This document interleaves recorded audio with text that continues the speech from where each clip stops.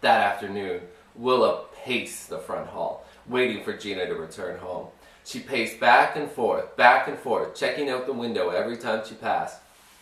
Finally, she saw Gina up the front walk. She angrily pulled open the front door to greet her. "I know it was you who smashed my porcelain eggs last night," Willa uttered in a shaky voice. She blocked Gina's path. Gina pushed her aside. "What are you talking about, Willa? Are you totally losing it?" "You know what I mean," Willa insisted. She followed her sister to the stairs. "You broke my best eggs for no reason. Then moved Mr. Teddy onto the dresser to make it look like he did it. What a sick, stupid joke." Gina stopped. "I really don't know what you're talking about." "Toot toot," Willa snapped. It had to be Gina. Who else could it be? "You're just trying to get me in trouble with Mom," said Gina. "Leave me alone, Willa. I'm warning you." Later, when Willa went to bed, she shoved Mr. Teddy all the way under her covers. "I want you to stay down there tonight, okay?" she told him. She curled her body around his, then pulled her covers up to her neck. Nobody could get Mr. Teddy out now, Willa thought. At least not without waking her up. But Willa was wrong. The moment she woke up the next morning, Willa reached under the covers for Mr. Teddy. "Gone again." "Huh?" Willa said, wide awake. "What's going on?" She let out a shriek when she saw her dresser. The drawers had all been pulled out and turned upside down. Her clothing had all been strewn in clumps and piles over the floor. Angrily hurling herself out of bed, Willa kicked aside a pile of t-shirts. "Gina!" she shrieked. "I'm going to murder you for this!" Glancing up, she saw Mr. Teddy. He grinned at her from the dresser top. Willa grabbed him. "Why is this happening to me?" she screamed. "Tell me this is a dream." Mr. Teddy's eyes glowed brighter. Willa heaved him into the bed. She flew down the stairs and burst into the kitchen. Gina was eating a bowl of cereal. "Why did you do it, Gina?" Willa demanded, clutching her hands into a tight fist. Why did you sneak into my room and mess it all up?" Gina gazed up from her breakfast. "I haven't been near your room. Honest." A grin broke out on her face. Willa let out a furious cry. "See, Mom? See, she's smiling." Miss Stewart's narrowed her eyes at Gina. "Have you been playing mean jokes on your sister?" she demanded. No way," Gina screamed. "Why are you blaming me for something I didn't do? I just smiled because it's funny, but I didn't do anything, really." Willa stared hard at Gina. "I know you're lying," she said softly. "You're a liar, Gina, a total liar." "I am not," Gina shouted. She scraped her chair back from the table and jumped up. "You're the liar," she told Willa. "You're just trying to get me in trouble for no reason." She turned and stormed out of the kitchen. "Stay out of my room, Gina," Willa called after her. "You'll be sorry. I mean it. I really do."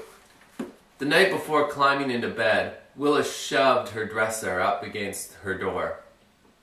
"There," she said, pressing Mr. Teddy's soft body against her arm. "That should keep Gina out of here. What do you think, Mr. Teddy?" Mr. Teddy's round black eyes glowed back at her. She slept restlessly again that night. Feeling hot, she kicked off her covers. She turned onto one side, then the other. She had strange nightmares. When she woke up the next morning, before she opened her eyes, she reached out for Mr. Teddy. "Gone!" Willa's eyes shot open. She screamed. The dresser had been pushed to the middle of the room. She sat up, her heart pounding. My room," she muttered. Swallowing hard, she stood up and gazed around her room. Her posters, they had all been ripped from the walls and crumpled onto the floor. Willa's eyes moved to the shelves, her stuffed animals. A cold, sick feeling spread to her stomach. Nearly all of them had been pulled apart, shredded. Bits of them lay strewn across the room. A tail here, a piece of stuffing there. Their eyes had been torn out from their heads. Their arms and legs ripped from their bodies. Willa staggered to her doll corner. Every doll had been broken and torn apart. They lay in a heap of arms, scraps of clothing, broken heads, patches of hair. "Hey!" Willa raised her eyes to the top of the shelf. Mr. Teddy stood there triumphantly, his eyes glowing happily. In one raised paw, He held the arm from one of her dolls. "No," Willa murmured. "No, please, no." Mr. Teddy suddenly toppled forward. His outstretched arms reached for Willa's throat. Willa let out a shriek and dived out of his way.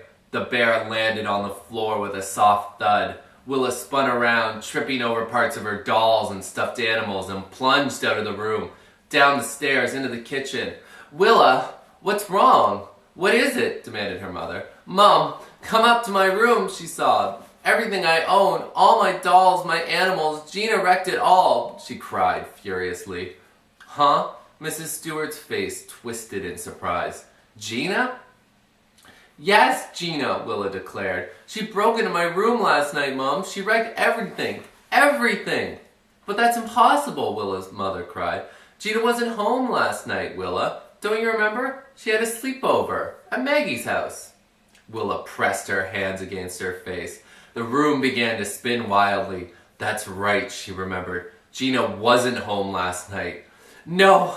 She backed out of the kitchen, hands against her cheek, shaking her head.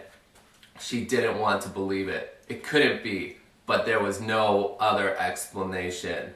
She ran blindly up the stairs. She grabbed Mr. Teddy off the floor. His eyes glowed up at her as Willa frantically ripped him into pieces. "It was you, after all, wasn't it?" she cried, tearing off his arms, pulling out his white stuffing, letting it fly over the room. "It was you! You! You!" With a cry of fury, Willa tore off Mr. Teddy's head. "I hate you!" she shrieked. She tossed the head out the open window. "Evil thing! Now you're gone! You can do no more evil!" Gasping for breath, her heart thudding, Willa stumbled across the room and pulled raggedy old Bear off the shelf. She hugged him tightly. "You're all I've got left, old Bear. Everything else was destroyed by that evil thing." She clutched old Bear gratefully. "From now on, it's just you and me." Willa didn't see the pleased smile form on old Bear's mouth. She didn't see his eyes begin to twinkle merrily. "Next time," old Bear thought to himself, "maybe you won't be so quick to get rid of me, Willa. Maybe you've learned your lesson. You can't put me away on the shelf. Not me. I'm your bear, and I'm going to be with you for the rest of your life."